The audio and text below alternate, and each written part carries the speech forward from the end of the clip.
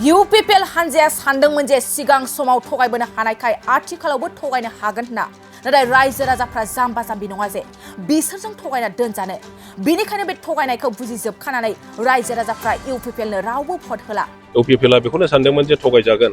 आगोलाव थगायबोनो हानायखाय दाबो थगायबाय थानो हागोन बेखौ सानदोंमोन खिन्थु रायजो राजाफ्रा दा थगायजाया बेखायनो बिथांमोना दा बे थगायनायखौ बुजिजोबनानै UPPLनो भट होआ बेसेबां भट लानानै देरहागोन बेखौ जों बुंनो हाया नाथाय बुरजा भट लानानै जों देरहागोन बेयो रोखा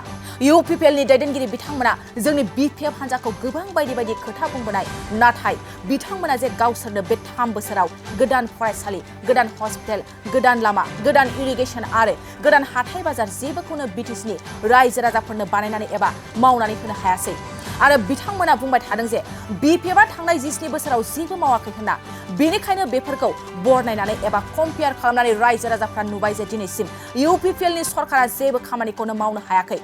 UPPL BJP आरो GSP बे मोनथाम हानजाया जयै एबा गोरोबनानै दंमोन नाथाय दा GSP हानजाया नागारनानै थांबाय आरो जों बुंनो हाया जे बे BJP आरो UPPL बे मोननै हानजाया बेसे सम गोरोबनानै थागोन बेखौ जों बुंनो हाया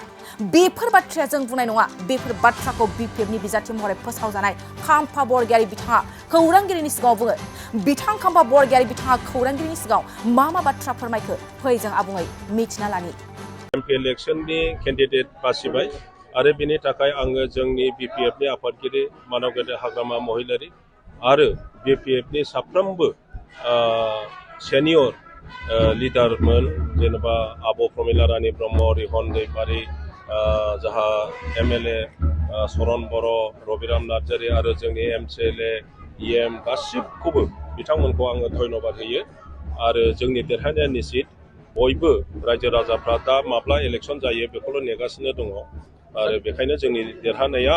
रायजो राजाफोरनि आखायाव रायजो राजाफ्रा दा बिनि थाखाय बयबो रेडि जानानै दं सार बेसेबांसो भट लानानै देरहागोन होननानै आसा खालामो बेसेबां भट लानानै देरहागोन बेखौ बुंनाया दा सम्भब नङा खिन्थु बुरजा भटआव जों देरहागोन सार पृथ्वीराज नारायण देमेशआ नोंथां चेलेन्ज आं बिनि सम्पर्के जेबो बुंनाय नङा नोंथांमोना बिनि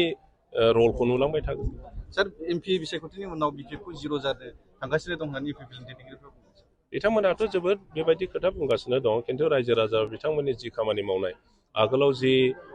प्रतिश्रुति होबाय जेबो लाखियाखिसै ओनसोलाव जेबो उन्नयनमूलक खामानि मावाखिसै गोदान मोनसे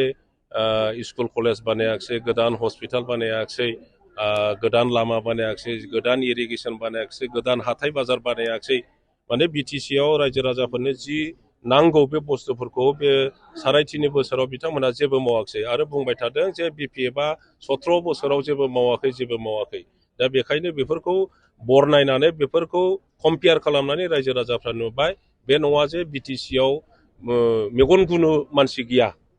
थगायब्लानो जायो बिदि नङा UPPLआ बेखौनो सानदोंमोन जे थगायजागोन आगोलाव थगायबोनो हानायखाय दाबो थगायबाय थानो हागोन बेखौ सानदोंमोन खिन्थु रायजो राजाफ्रा दा थगायजाया बेखायनो बिथांमोना दा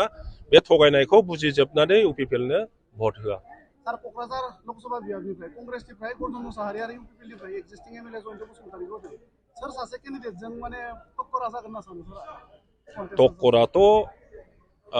नोंथांमोना नाय UPPL BJP आरो GSP मोनथाम दलआ ज' नङा होमबा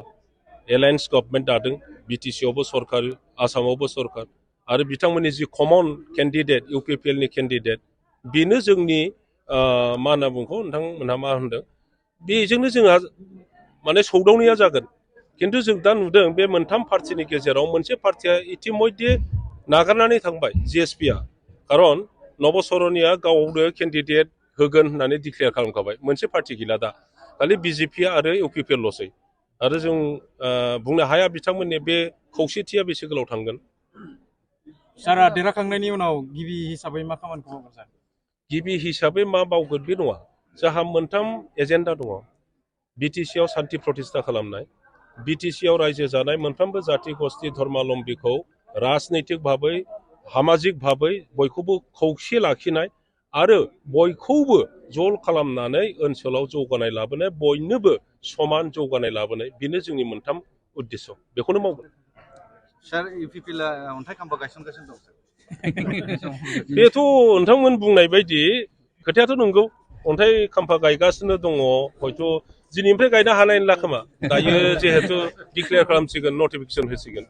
बिखुं सानाय हान्थु सानाय फाफ्लियाव सानाय साइटिका आर्थराइटिस नार्भजों सोमोन्दो गोनां बेराम जानायफोरनि थाखाय मोनसे मोजां खौरां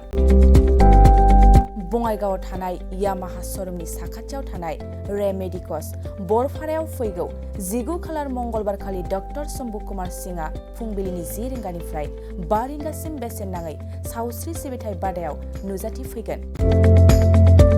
बेवहाय गाहायै बिखुं सानाय हान्थु सानाय फाफ्लियाव सानाय साइटिका आर्थराइटिस नार्भजों सोमोन्दो गोनां बेराम आरो गासैबो रोखोमनि बेमारफोरखौ बेवहाय फाहामनाय जायो